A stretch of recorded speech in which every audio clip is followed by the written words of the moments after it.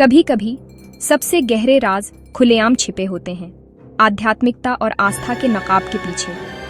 ये एक आश्रम की कहानी है जहां भक्ति एक हथियार बन गई और बेगुनाह जिंदगी आस्था के नाम पर बिखर गई। ये सब तब शुरू हुआ जब सुमन, एक बेबस माँ ने बाबा जगत और दर्शनी माता पर अपनी बेटी रेणुका को उनके आश्रम में बंद करने का इल्जाम लगाया। सुमन ने मदद की भीख मदरगी। उसने कहा कि रेणुका को बाबा जगत के सामने सरेंडर करने के लिए मजबूर किया गया था, पहले मसाज से, फिर सेक्सुअल अब्यूज से, और फिर डरावनी बात ये कि आश्रम में आने वाले पावरवर आदमियों से। ये एक वेल ओनील्ड सेक्स रैकेट था जो सबकी नाक के नीचे चल रहा था। रेणुका की आवाज़, हालांकि कांप रही थी, खामोशी को तोड़ गई।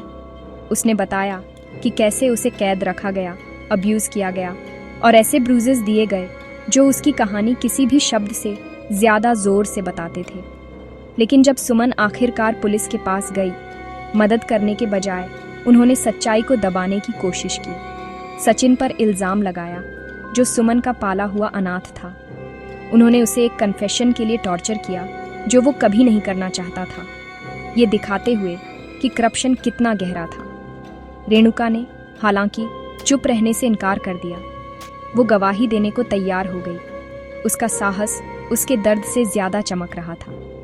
लेकिन कोर्ट में पेश होने से ठीक एक दिन पहले उसे उसके घर के ठीक बाहर गोली मार दी गई। मैसेज क्लियर था, पावरवर लोग अपने राज किसी भी कीमत पर बचाते हैं। कविता, एक निडर टीवी रिपोर्टर, ने ये लड़ाई अपने हाथ में ली। उसने आश्रम के क्राइम और पुलिस के कवर अप को एक्सपोज किया, सब कुछ दांव पर लगाकर। लेकिन अंधेरे ने फिर हमला किया।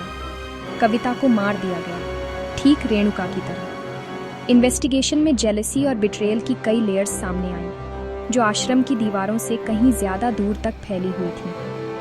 पता चला, कविता को एक हिटमैन ने मारा था, जिसे आश्रम वालों ने नहीं बल्कि अंकिता ने हायर किया था, जो उसके कलीग की जेलस गर्लफ्रेंड थी। दो बहादुर औरतों ने अपनी जान गंवा दी, लेकिन उनकी कहानियों ने सच्चाई को सतह पर ला दिया। बाबा जगत और दर्शनी माता को आखिरकार अरेस्ट कर लिया गया। आश्रम के होलीनेस का नकाब उतार दिया गया, जिससे झूठ, ताकत और अनचेक डिजायर की दुनिया सामने आ गई। ये केस एक चिलिंग रिमाइंडर है कि आस्था कैन हील, लेकिन अंधी आस्था तबाह कर सकती है। जब भी आपको अन्याय दिखे, आवाज उठाएं, क्योंकि खामोशी किसी भी हथियार से ज्यादा जानलेवा हो सकती है। अवेयर रहें, सेफ रहें और हमेशा सवाल करें कि राइचसनेस के नकाब के पीछे क्या छिपा है।